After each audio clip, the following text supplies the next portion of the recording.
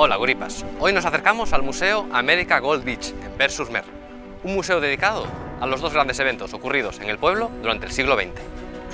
Como todos los pueblos de Normandía, Ver-sur-Mer cuenta con su propia historia en el día D. Pero como vamos a comprobar hoy, otro hecho extraordinario ya situó en el mapa con anterioridad al pueblo. Pero lo primero será aclarar el nombre de este museo. Hola Jean-Pierre. Hola, ¿qué tal? ¿Bien? Tengo una pregunta muy rápida. ¿Por qué el nombre América?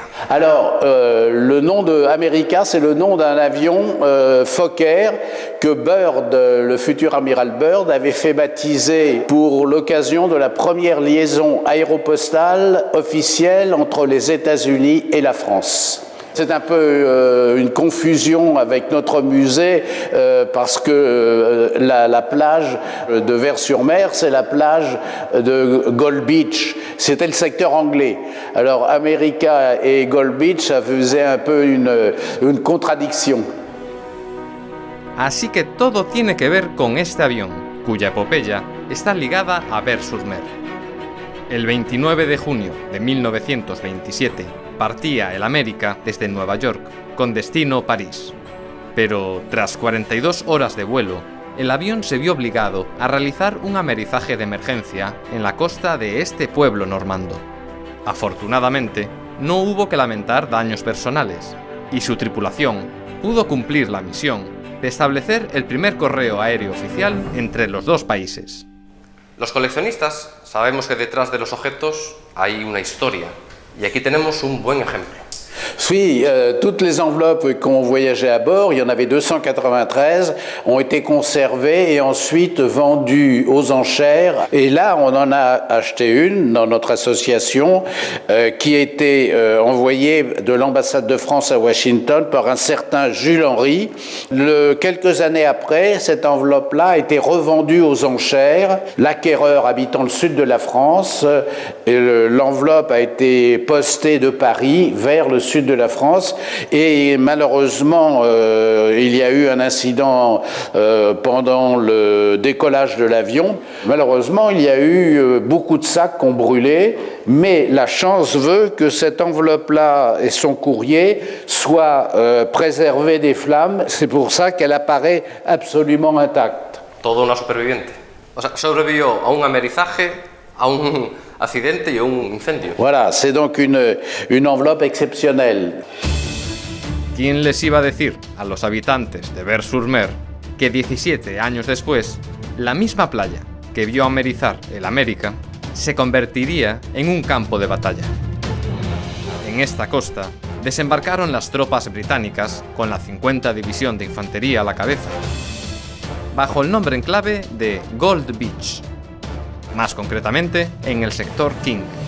Le débarquement a eu lieu à Ver-sur-Mer le 6 juin 1944 et on explique comment a été préparé le débarquement depuis 1942 par l'Intelligence Service en faisant des photos aériennes et on explique comment s'est passé l'assaut sur Gold Beach King. Nous avons ici tous les documents qui sont présentés ont été offerts par les vétérans qui ont débarqué ici le 6 juin. On a un exemple ici d'un de ceux qui débarquaient avec les chars amphibies. De 4e, 7e Dragoon Guards.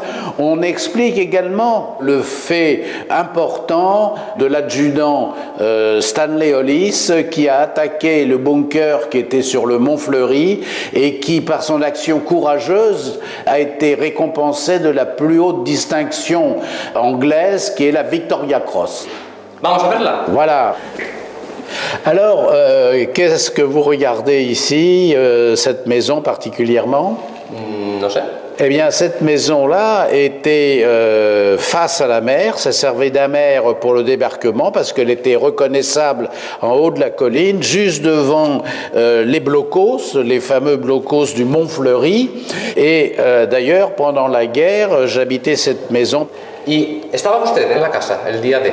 Non, le jour du débarquement, nous étions d'abord dans une autre maison parce que celle-là avait été réquisitionnée par les Allemands en 1940 et c'est après le 30 mai, nous sommes partis parce qu'on recevait des informations par des petits, ce qu'ils appelaient le courrier de l'air en disant attention, ne restez pas sur place, il va se passer quelque chose de grave.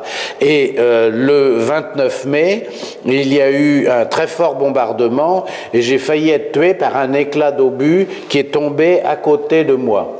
Alors, mes parents ont pris peur et ils ont dit on va retourner à Paris. Et là, on peut dire qu'arrivé à Paris, on avait échappé à un bombardement et à Paris, un B-17 américain a été touché par la DCA et il a largué ses bombes sur la ville pour éviter de s'écraser sur la ville. Était à 400 mètres de notre maison. Donc on a échappé à un bombardement en 1944 et à un autre bombardement par un avion allié. Podemos considerarnos unos privilegiados.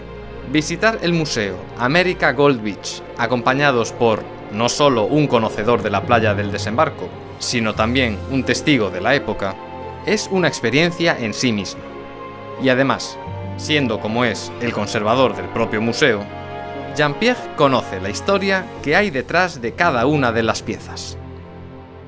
Algo remarcable en este museo es que todos los objetos que vemos aquí son donaciones de antiguos soldados, incluso vemos las fotografías. Alors on voit ici par exemple Robert Kiel nous a donné son carnet dans lequel il a noté qu'il donnait l'ordre de tir sur la maison qui était sur la colline, hein, et également d'autres nous ont donné leur téléphone, les billets qui avaient été édités en Angleterre pour donner de l'argent aux vétérans qui débarquaient à ce moment-là. Et là on a aussi un objet intéressant, c'est que pendant les 2 mois où les Anglais sont restés à Vers-sur-Mer, il y a un Anglais qui a donné un petit garçon de l'époque, qui avait mon âge, hein, qui avait 10 ans, il lui a fait une maquette d'une Jeep en utilisant du matériel local. Et puis différents objets. Ensuite, même les familles maintenant nous donnent les médailles qui leur ont appartenu jusqu'à leur mort. On a donc un témoignage touchant. Y con el tiempo se habrán forjado amistades. Bien sûr, le fils du major Kiln nous a téléphoné pour nous dire j'ai un canon automoteur à vous donner. Mon épouse lui dit mais c'est une maquette. Non, c'est pas une maquette, c'est un vrai. Donc il est en vente dans le sud de l'Angleterre à Canterbury et je vous l'offre. Voilà, donc c'était le fils. Pero ¿dónde está? Bah, oui, mais malheureusement, la place manque ici dans le musée et on a décidé de mettre ce canon automoteur en bordure de la D514, de la route qui longe la mer dans le Calvados. Un emplacement magnifique avec, quand le visiteur vient maintenant, il y a les explications au sujet de ce canon automoteur. Jean-Pierre, muchas gracias por la visita. Voilà. Y ahora nosotros vamos a ver el cañón autopropulsado.